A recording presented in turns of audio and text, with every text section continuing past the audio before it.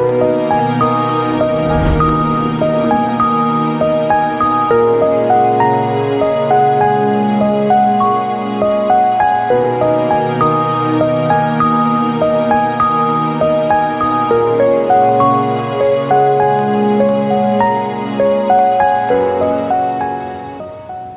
Chi has had a lot of success recruiting new recycling volunteers in Sichuan's prefab housing community in China. During the New Year period, rather than celebrating at home, these guardians of the planet all went to the recycling station to begin 2010 by doing something green and productive. Let's take a look.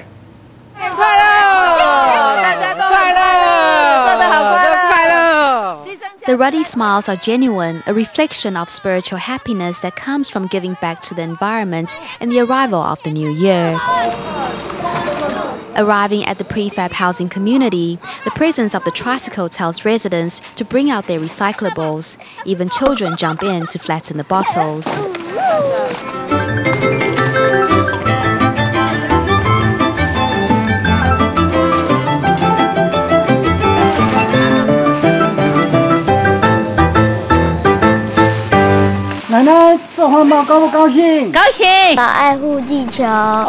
All of our volunteers are having a great time working here. They have also helped with moving the paving bricks. Some of the volunteers' partners were wondering why they are spending 7 days a week doing it and ended up being called to join the recycling work too. Coming in families, these Sichuan residents are celebrating the New Year's holiday in a productive way, turning the recycling station into a festive gathering place.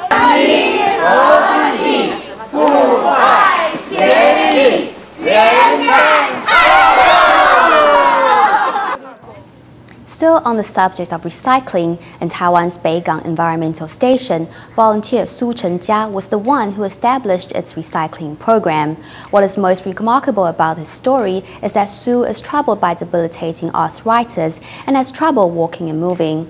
Unfortunately, his knee became badly infected following a recent operation, and he has been forced to give up his recycling work for 2 years. His friend Lai Zhentian is working with others to pick up the slack.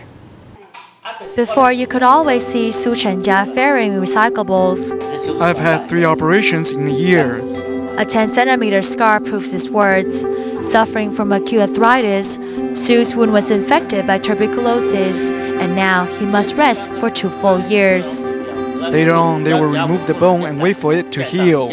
When there's no infection, they put in a new joint, and then I will be able to walk. For 2 years, there will be nothing in there. Because of his arthritis, Su always found it difficult to get around. Yet before the surgeries, Su and his 3-wheel motorbike were a daily sight. He founded the Tzu Chi station himself, so asking Su to sit at home for 2 years is unbearable to the man. I always work here, so I feel a responsibility. They do a fine job. It's just that I can't rest until I visit.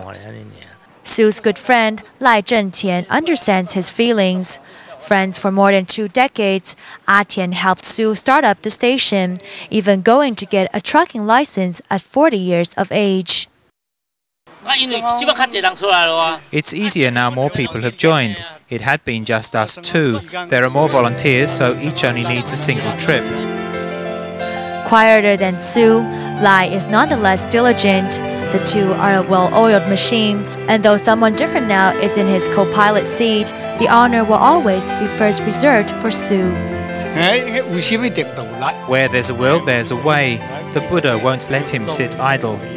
Though Su Chenjia must for a time leave this work, his friend Ah Tian will not leave him lonely. In Beigang, the recycling volunteers are abundant, all thanks to this pair of devoted friends.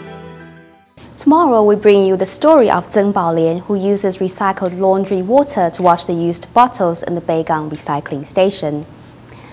Lin Qingran is a 51-year-old newspaper delivery man from Zhanghua County who has a habit of chewing betel nuts to keep himself awake. 6 years ago, by coincidence, Lin started delivering newspapers to his old high school teacher's home.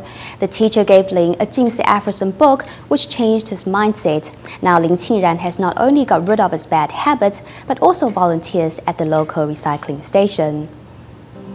It is 5 a.m. in the morning. Lin Qinglan is delivering newspaper on his motorcycle. 400 households worth of papers needs to be delivered within 4 hours.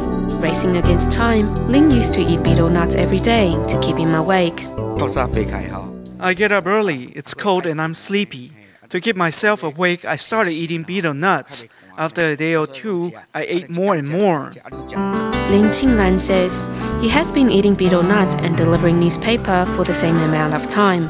6 years ago, when Lin delivered a paper to his high school teacher's house, his teacher gave him a Jingsi aphorism book. When he bought the newspaper, I saw him eating betel nuts and smoking. Since he was my student, I wanted to see him do well, so I thought of giving him a Jingsi aphorism book. When Lin Qinglan is free, he reads the wise sayings. If you have a bad temper and a foul mouth, then no matter how good your heart is, you're not a good person.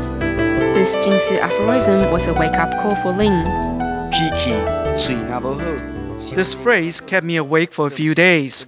When I went to bed and closed my eyes, I thought of these words. I repeated them to myself and kept thinking. A word of wisdom changed Lin Qinglan's bad habit. In return, Lin followed his teacher Chen Guoqing to the recycling station.